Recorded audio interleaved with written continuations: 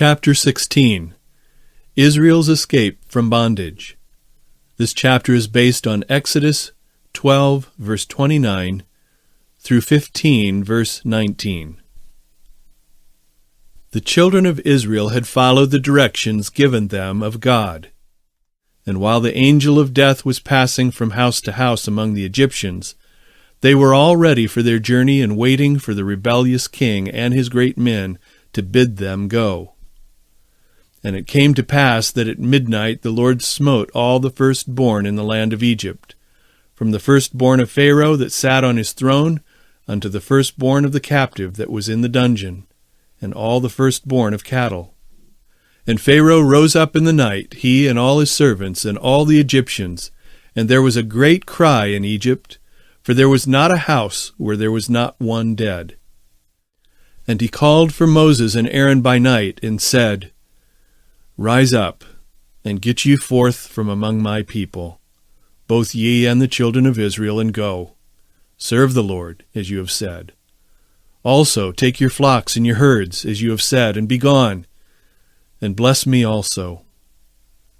And the Egyptians were urgent upon the people, that they might send them out of the land in haste, for they said, We be all dead men. And the people took their dough before it was leavened, their kneading troughs being bound up in their clothes upon their shoulders. And the children of Israel did according to the word of Moses, and they borrowed of the Egyptians jewels of silver and jewels of gold, and raiment. And the Lord gave the people favor in the sight of the Egyptians, so that they lent unto them such things as they required. And they spoiled the Egyptians. The Lord revealed this to Abraham about 400 years before it was fulfilled. And he said unto Abram, Know of a surety that thy seed shall be a stranger in a land that is not theirs, and shall serve them, and they shall afflict them for 400 years, and also that nation whom they shall serve will I judge, and afterward shall they come out with great substance. And a mixed multitude went up also with them, and flocks and herds, even very much cattle. The children of Israel went out of Egypt with their possessions, which did not belong to Pharaoh, for they had never sold them to him. Jacob and his sons took their flocks and cattle with them into Egypt. The children of Israel had become exceedingly numerous, and their flocks and herds had greatly increased. God had judged the Egyptians by sending the plagues upon them, and made them hasten his people out of Egypt with all that they possessed. And it came to pass, when Pharaoh had let the people go, that God led them not through the way of the land of the Philistines, although that was near. For God said, Lest peradventure the people repent when they see war, and they return to Egypt. But God led the people about through the way of the wilderness of the Red Sea, and the children of Israel went up harnessed out of the land of Egypt. And Moses took the bones of Joseph up with him, for he had straitly sworn the children of Israel, saying, God will surely visit you, and ye shall carry up my bones away hence with you. The pillar of fire. And they took their journey from Succoth, and encamped in Etham, in the edge of the wilderness. And the Lord went before them by day in a pillar of a cloud, to lead them the way, and by night in a pillar of fire to give them light, to go by day and night. He took not away the pillar of the cloud by day, nor the pillar of fire by night, from before the people. The Lord knew that the Philistines would oppose their passing through their land. They would say of them, They have stolen away from their masters in Egypt, and would make war with them.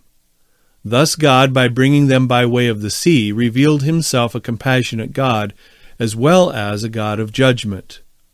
The Lord informed Moses that Pharaoh would pursue them, and he directed him just where to encamp before the sea. He told Moses that he would be honored before Pharaoh and all his host. After the Hebrews had been gone from Egypt some days, the Egyptians told Pharaoh that they had fled and would never return to serve him again. And they mourned because they had permitted them to leave Egypt.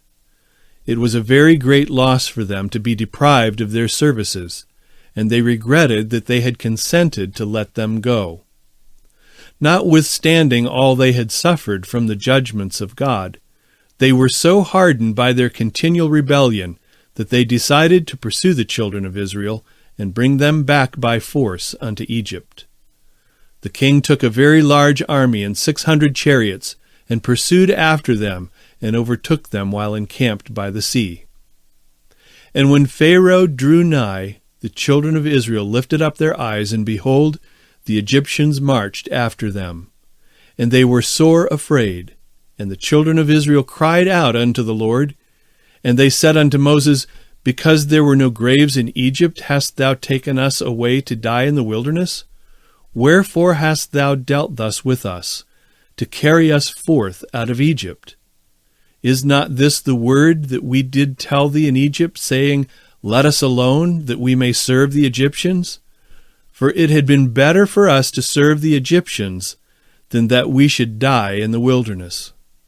And Moses said unto the people, Fear ye not, stand still, and see the salvation of the Lord, which he will show to you today. For the Egyptians whom you have seen today, ye shall see them again no more forever. The Lord shall fight for you, and you shall hold your peace. How soon the Israelites distrusted God. They had witnessed all his judgments upon Egypt to compel the king to let Israel go.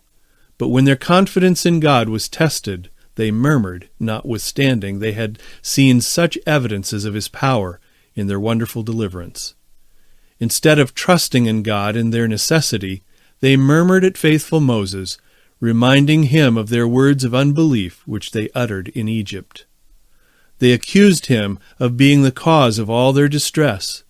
He encouraged them to trust in God and withhold their expressions of unbelief, and they should see what the Lord would do for them. Moses earnestly cried to the Lord to deliver his chosen people. Deliverance at the Red Sea. And the Lord said unto Moses, Wherefore criest thou unto me? Speak unto the children of Israel that they go forward. But lift thou up thy rod, and stretch out thine hand over the sea, and divide it. And the children of Israel shall go on dry ground through the midst of the sea. God would have Moses understand that he would work for his people, that their necessity would be his opportunity. When they should go as far as they could, he must bid them still go forward, that he should use the rod God had given him to divide the waters. And behold, I will harden the hearts of the Egyptians, and they shall follow them, and I will get me honor upon Pharaoh, and upon all his host, upon his chariots, and upon his horsemen. And the Egyptians shall know that I am the Lord, when I have gotten me honor upon Pharaoh, upon his chariots, and upon his horsemen. And the angel of God which went before the camp of Israel removed and went behind them, and the pillar of the cloud went from before their face and stood behind them. And it came between the camp of the Egyptians and the camp of Israel, and it was a cloud of darkness to them, but it gave light by night to these, so that the one came not near the other all the night. The Egyptians could not see the Hebrews, for the cloud of thick darkness was before them, which cloud was all light to the Israelites. Thus did God display his power to prove his people, whether they would trust in him after giving them such tokens of his care and love for them, and to rebuke their unbelief and murmuring. And Moses stretched out his hand over the sea, and the Lord caused the sea to go back by a strong east wind all that night, and made the sea dry land, and the waters were divided. And the children of Israel went into the midst of the sea upon the dry ground, and the waters were a wall unto them on their right hand and on their left. The waters rose up and stood like congealed walls on either side, while Israel walked in the midst of the sea on dry ground. The Egyptian host was triumphing through that night that the children of Israel were again in their power. They thought there was no possibility of their escape, for before them stretched the Red Sea, and their large armies were close behind them. In the morning, as they came up to the sea, lo, there was a dry path. The The waters were divided and stood like a wall upon either side, and the children of Israel were halfway through the sea, walking on dry land.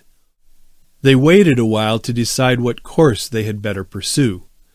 They were disappointed and enraged that, as the Hebrews were almost in their power, and they were sure of them, an unexpected way was opened for them in the sea. They decided to follow them. And the Egyptians pursued and went in after them in the midst of the sea, even all Pharaoh's horses, his chariots, and his horsemen. And it came to pass that in the morning watch the Lord looked unto the host of the Egyptians through the pillar of fire and of the cloud, and troubled the host of the Egyptians, and took off their chariot wheels, that they drave them heavily, so that the Egyptians said, Let us flee from the face of Israel, for the Lord fighteth for them against the Egyptians. The Egyptians dared to venture in the path God had prepared for his people, and angels of God went through their host and removed their chariot wheels. They were plagued. Their progress was very slow, and they began to be troubled. They remembered the judgments that the God of the Hebrews had brought upon them in Egypt, to compel them to let Israel go. And they thought that God might deliver them all into the hands of the Israelites. They decided that God was fighting for the Israelites, and they were terribly afraid and were turning about to flee from them, when the Lord said unto Moses, Stretch out thine hand over the sea, that the waters may come again upon the Egyptians, upon their chariots, and upon their horsemen. And Moses stretched forth his hand over the sea, and the sea returned to his strength when the morning appeared, and the Egyptians fled against it, and the Lord overthrew the Egyptians in the midst of the sea. And the waters returned and covered the chariots and the horsemen, and all the host of Pharaoh that came into the sea after them. There remained not so much as one of them. But the children of Israel walked upon dry land in the midst of the sea, and the waters were a wall unto them on their right hand and on their left. And thus the Lord saved Israel that day out of the hand of the Egyptians, and Israel saw the Egyptians dead upon the seashore. And Israel saw that great work which the Lord did upon the Egyptians, and the people feared the Lord and believed the Lord and his servant Moses. As the Hebrews witnessed the marvelous work of God in the destruction of the Egyptians, they united in an inspired song of lofty eloquence and grateful praise.